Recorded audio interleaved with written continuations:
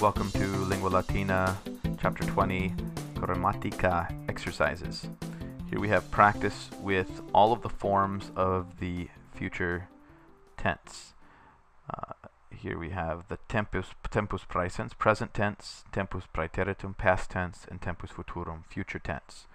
The future tense endings. For active, first and second conjugations, singular, first person, bo, second bis, third bit, and then the plural bimus, bitis, bunt.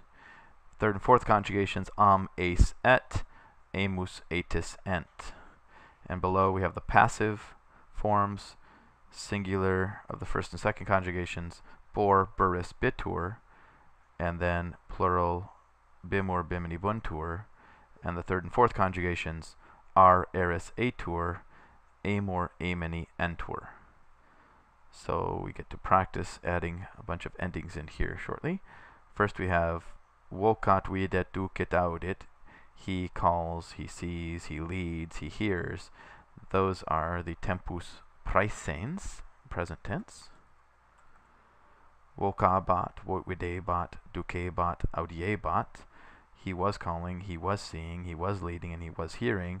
Those are tempus praeteritum. Vocabit, videbit, ducet, audiet. He will call, he will see, he will lead, he will hear. That is the tempus futurum. And here we have practice with these endings. We have first and second conjugation of the future, third person singular, bit and bunt. Third and fourth conjugations, et and ent. Okay, now the second person, first and second conjugations. Okay, it's bo bis. Oh, I didn't finish. Bo bis, bit. And then bimus, bitis is the second person plural. The third and fourth conjugations, ace, et. Amos is atis, ent. First person, bo, of the first and second conjugation. And the first person plural, bimus. Third and fourth conjugations, we know it's and the first person plural, amus. After that we get to add all of our endings, practice our forms. So for the singular we have vocabo, and the plural vocabimus. I will call, we will call. For the this is a second conjugation, videra. We also have videbo and videbo, same endings.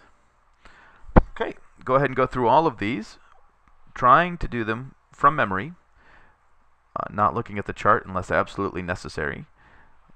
Again, just a reminder, for these charts, I strongly suggest that you make flashcards for these. For each set of endings, on one side you would put future active, on the other side you would put the charts, and then another card would be future passive.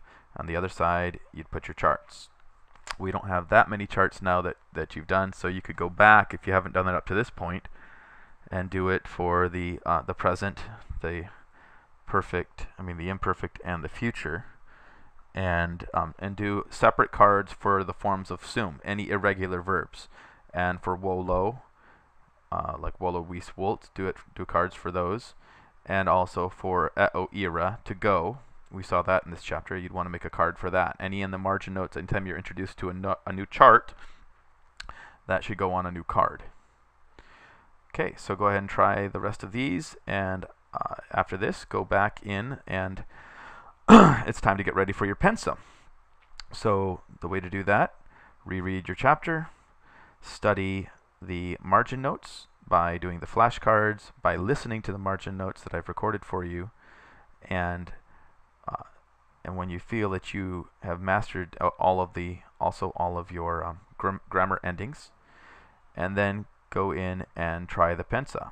I think if you do all those steps, you'll find that you're at an 80 or 90% proficiency on the pensa, and you'll be ready to move on to chapter 21.